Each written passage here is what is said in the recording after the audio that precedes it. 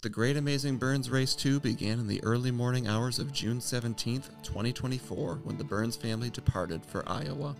Joining the adventure were John, 13, adept at pointing at things, Minecraft, and experiments in repetition; Isla, 10, good at new adventures, posing, and overcoming fears, as experienced on the first Great Amazing Burns Race; Anna, valued for her shopping, swimming, and farts; Mom, great at car naps and nutritious meals; and me, Dad, who drove and did the planning for the race. The Great Amazing Burns Race is loosely based on The Amazing Race, with clues directing the van to the next destination and challenges to overcome, most of which usually work out. But the big adventure is the adventure itself. And so on that rainy morning in June, the van turned west onto I-80 to Iowa and into a 100-degree day of excitement. The first clue directed the van to the starting line at the Davenport Sky Bridge on the Iowa side of the Mississippi River. After a few well-timed rest stops, it seemed like we made it to Iowa in no time at all. The temperature was indeed soaring, so much so that the sky bridge was closed inside due to a malfunctioning air conditioner. So we made the most of the sights at the river, tried to catch a few pelicans, and set off for Herbert Hoover's birthplace in West Branch, but not before Mom got hit on by a few creepy characters at the local Davenport gas station. At Herbert Hoover's birthplace, we had to find the statue of Isis to see which country donated it in Hoover's memory. It was Belgium. And after paying our respects to the President and First Lady, we were back on the road for a quick drive through Iowa City, where we saw where Caitlin Clark played. It was a hot day and one of our longest days of driving, but by 5 o'clock we were settled into the Hampton Inn in West Des Moines. We continued on through the remainder of Iowa before turning north on the western border to head to South Dakota. The first clue of the day directed us to the Sergeant Floyd Memorial, the only member of the Corps of Discovery to die on the Lewis and Clark expedition. We also saw a snake, and John and Dad ran the first half of the Nebraska mile, half in Iowa, half in Nebraska, which is where we were directed by the next clue. A penalty kick shootout in Nebraska would prove to be a momentous stop. And speaking of momentous stops, John was stonewalled twice and Anna several times before scoring. Isla scored on the first try. The van bid farewell to Nebraska and headed north to Sioux Falls, South Dakota to search for the monarch of the plains at Falls Park.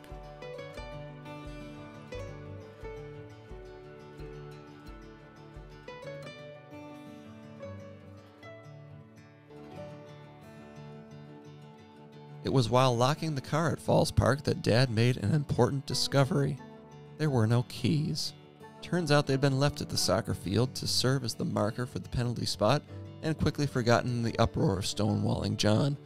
After brief consideration, Dad headed back to Nebraska to hopefully retrieve the keys, while everyone else checked out downtown Sioux Falls, especially the Catitude Cafe. With the Portugal-Czechia game on to distract me from the possibility of the keys being long gone, I made my way back to the field. It was heart-and-mouth moment when I didn't see them right away, even stopping recording to look, but fortunately, there they were. And even better, I beat the storm that had been rolling in, getting back to the van just before it hit.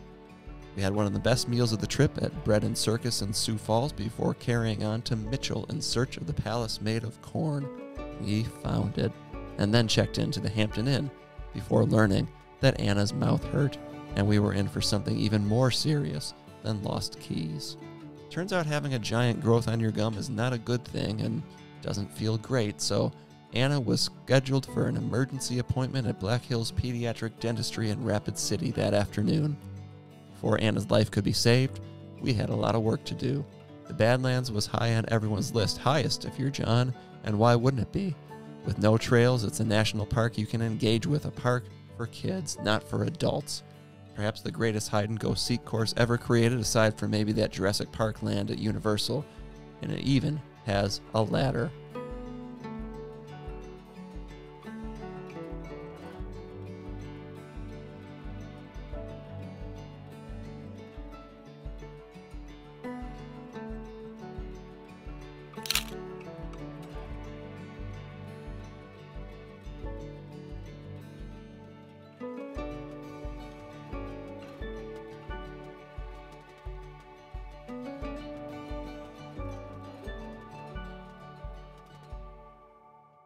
We conquered our fear and made it up the Notch Trail before a quick stop at the ranch store, or more accurately, Prairie Dog Town.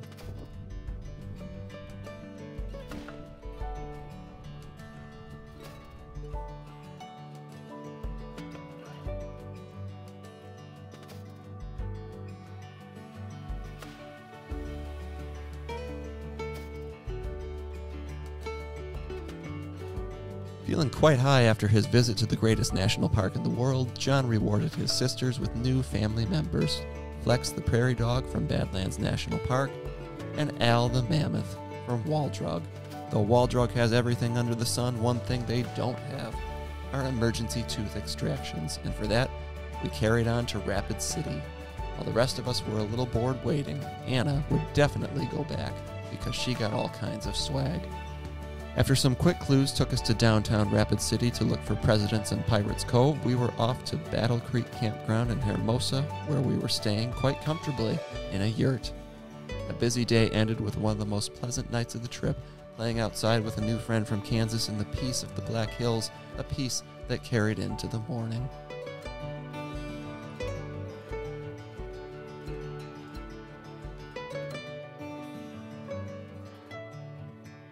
But clouds were looming, and we found them at Mount Rushmore. Kids could have been forgiven for thinking the parking lot at Mount Rushmore was the star attraction, given all the hype, and despite only having had 3 Michigan plates, it may have been, had we arrived just minutes later, in which case we would have entirely missed the sculpture. As it were, everyone's lingering memory at Mount Rushmore will be of me, in a rare moment in front of the camera, as filmed by Isla. There I go again, making friends. After walking the Presidential Trail and eating in Custer, we determined the clouds were ruining most of our plans, so we headed to the delightful Custer State Park, and like the tourists we were, stopped for way too many pictures at the first sign of a buffalo. After all, it might be the only one we would see. Fortunately, it wasn't, and there was plenty more to do at Custer State Park.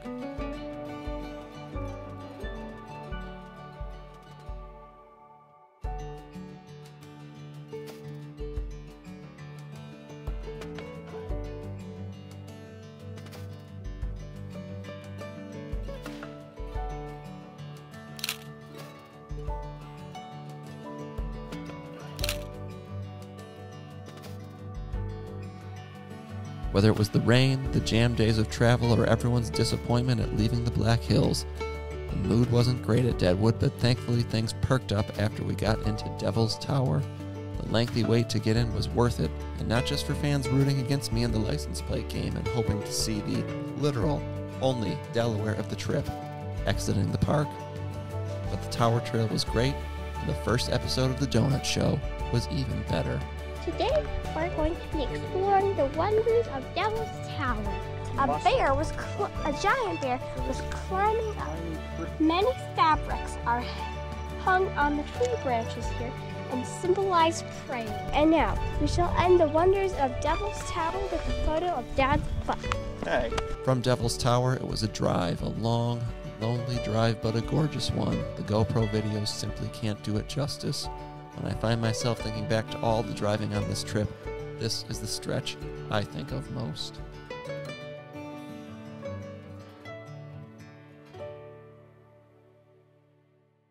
The Mountain Man cabin in Wapiti was our stop for the next few days, and the first clue sent us up a mountain.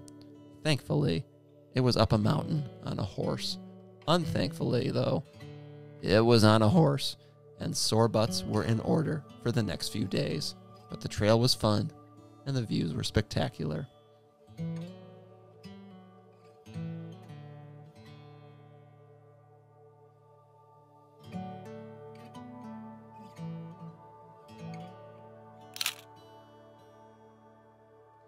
After relaxing in the afternoon, we headed to the East Gate at Yellowstone for a quick visit before returning early the next day. What better way to spend Mom and Dad's 17th anniversary than waking up at dawn to drive into Yellowstone National Park? The first geyser visits were so quiet that the kids were able to remain sleeping in the van. Even Old Faithful was lightly attended at 8:30.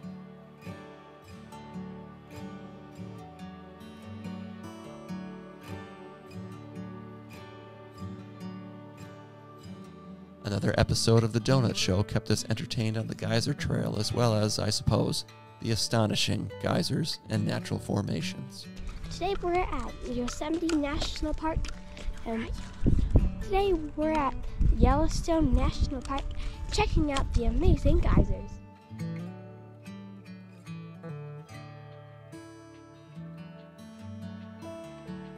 did smell sulfurous and gassy, but for once, it wasn't actually Anna.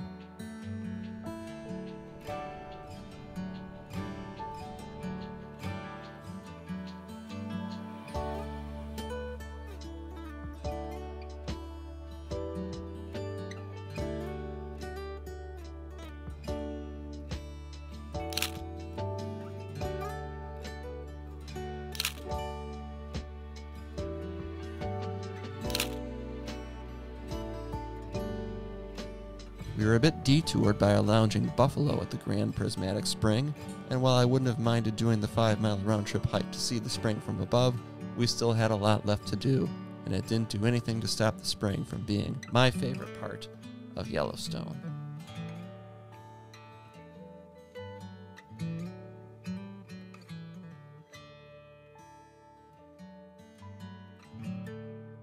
After a few other stops in the park and lunch in West Yellowstone, we made a quick trip across the Idaho border to check off another state and get a view of their amazing sign. After winding back through the park to see the Grand Canyon of the Yellowstone, I secured last place in the license plate game and received my dum-dum sucker, Peach, hooray, by the shores of Yellowstone Lake. What a memorable loss. A long day, but a relaxing evening at the cabin. Important because the following day was full of nothing and Game 7 of the Stanley Cup Finals.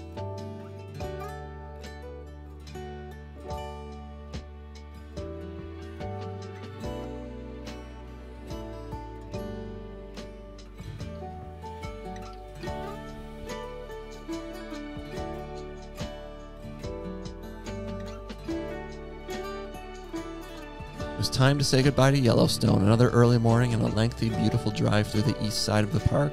There was plenty of wildlife, including the long-awaited bear.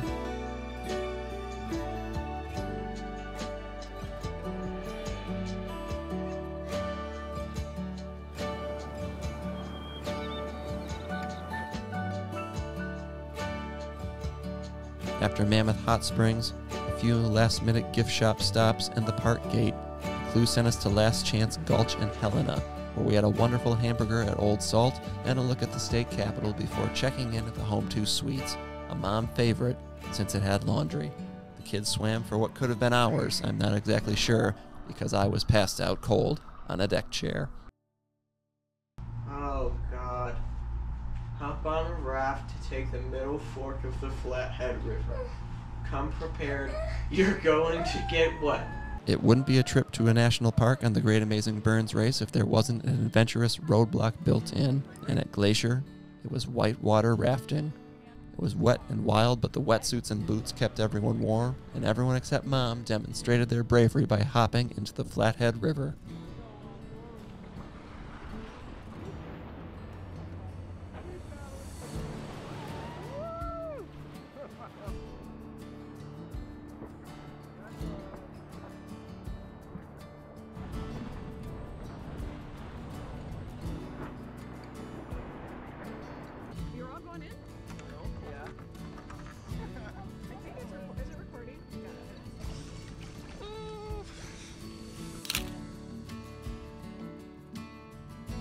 From there, it was off to our trendy Airbnb in Whitefish, complete with a pool complex and spiral staircase. It was a rainy first day at Glacier with plenty of fun to be had at this, as the kids say, adult national park. We made it all the way through going to the Sun Road before heading back to the house where Anna, as usual, dominated at the pool.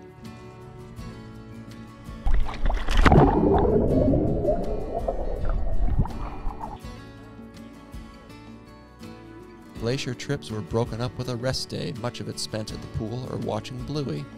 We did get up into the mountains where we avoided bears, looked at lakes, and John pointed at a lot of things before getting ready for an early morning trip into the park.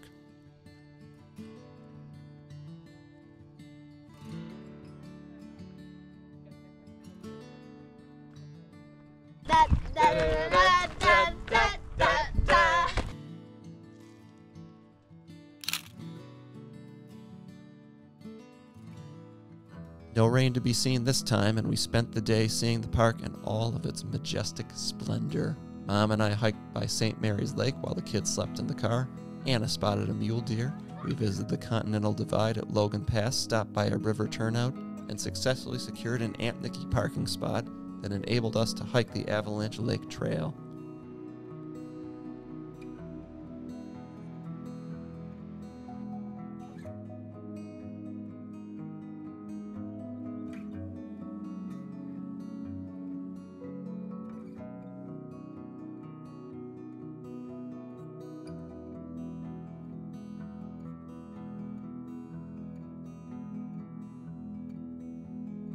I have to believe this was a pretty high one on everyone's list, not just because of the beauty, not just because of the Taylor Swift finished the lyric game, but because of the quality time spent together.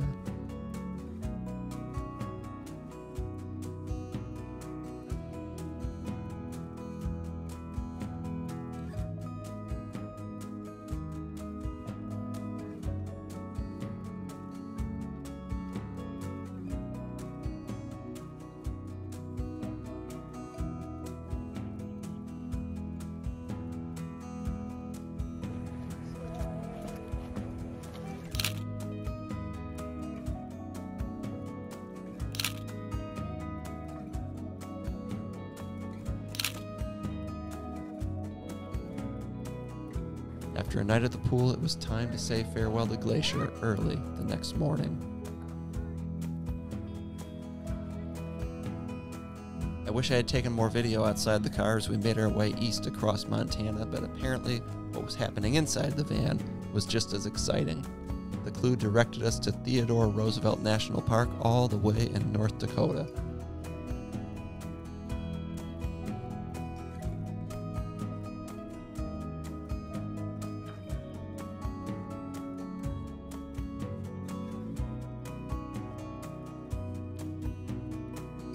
Had I known the town of Medora was so cool, I would have scheduled a bit more time there, but as it was, we got into the park and had a great time checking out the views and the wildlife, though for some, the book was better than the view.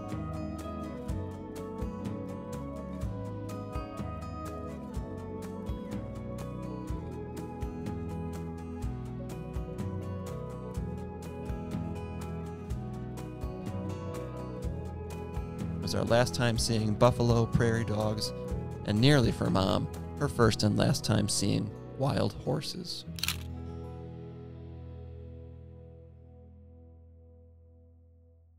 Our second mega leg of the trip kicked off the next morning to take us across North Dakota with a series of biggest or largest on the schedule. The first stop was in New Salem to visit Sioux, the world's largest Holstein cow, then to see the world's largest sandhill crane, then to Bismarck to see the largest habitable building in North Dakota, then to Jamestown to see the world's largest buffalo, and then on to Fargo to see the world's awesomest brewery at Drecker. That may have been a stop for me, but it seemed everyone enjoyed it. An ordinary day may have ended there, but this was a mega leg, and on we carried into the north woods of Minnesota to see the origin of the Mississippi River, a geographical marvel and a beautiful park, all a bit hard to fully wrap your head around. Surely everyone was wiped out after the mega leg, but once they laid eyes on the greatest pool we'd ever seen on this or any trip, second and third wins were to be had. After the pool closed at 10 o'clock, everyone was fast asleep except those of us finishing up the recording on the bonus episode of the Great Amazing Burns Race Trivia Challenge. Heave away, me jollies, heave away. All too soon, it was time to say farewell to the Hampton Inn in Bemidji. We hope to see you again one day.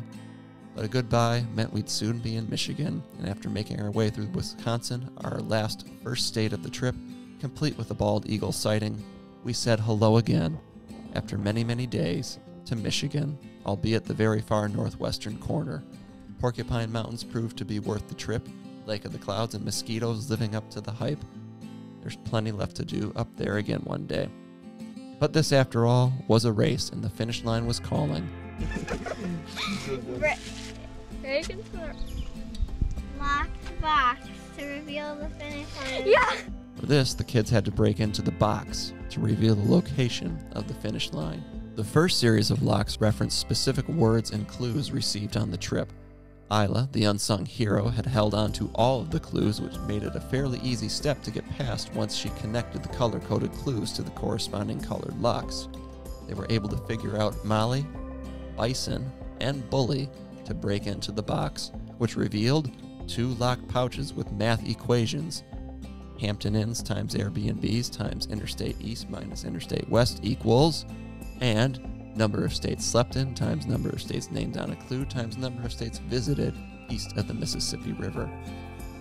There was then a locked box in each pouch with no clue on how to open them. Thankfully, again, Isla had kept all the clues, and after looking through them, it was noticed that there was an asterisk by 2 sets of numbers on 2 different clues. Fortunately, these opened the boxes. Unfortunately, inside were the final locked mini boxes. These could be opened by solving another math riddle based on the Trip Trivia podcast. After some internet searching, the numbers were tallied, the boxes were opened, and the puzzle pieces revealed the location of the finish line. Dock, Marquette, Michigan.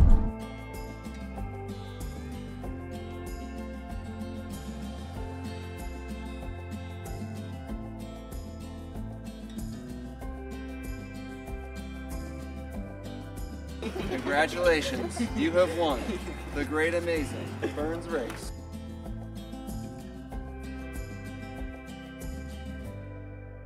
It was 5,000 miles, 16 days, 12 states, 4 national parks, and a ton of fun and memories weaving it all together. The kids won yet again, and we were happy to be along for all of it on the Great Amazing Burns Race 2. We'll see you down the road for the Great Amazing Burns Race 3.